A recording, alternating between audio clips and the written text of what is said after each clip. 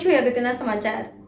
બેંકોમાં લગાડેલ એસીના આઉટડોરની ચોરી કરવાના બે ગુનામાં સંડોવાયેલા અને પોલીસ ધરપકડ ટાળવા નાસ્તા ફરતા આરોપીને શોધી કાઢતી વડોદરા શહેર ક્રાઇમ બ્રાન્ચ।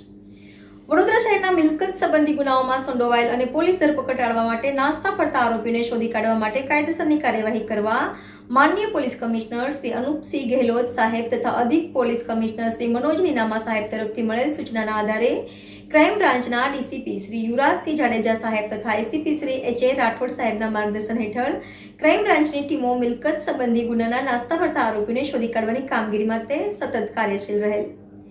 ક્રાઇમ બ્રાન્ચના પોલીસ ઇન્સ્પેક્ટર આર.જી. જાડેજા તથા પોલીસ ઇન્સ્પેક્ટર એચ.ડી. તુવરનાઓની દોરવણી હેઠળ police sub inspector N B. Chauhan, police sub inspector P N. Rabari અને ટીમના માણસોએ મેળવેલ બાતમીના આધારે વડોદરાને શોધી કાઢેલ।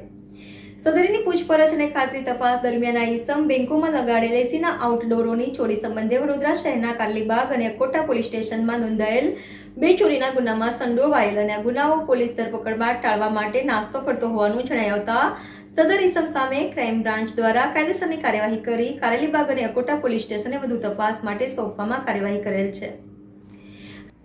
Reporter Ejaz Sheikh, NN news, Vadodara. દર્શક મિત્રો, તમારી આસપાસ બની રહેલી અવનવી ઘટનાઓ વિશે જાણવા માટે NN ન્યૂઝને લાઇક કરો, શેર કરો, સબસ્ક્રાઇબ કરો અને બેલ આઇકન પ્રેસ કરો, જેથી આપને નોટિફિકેશન્સ મળતી રહે।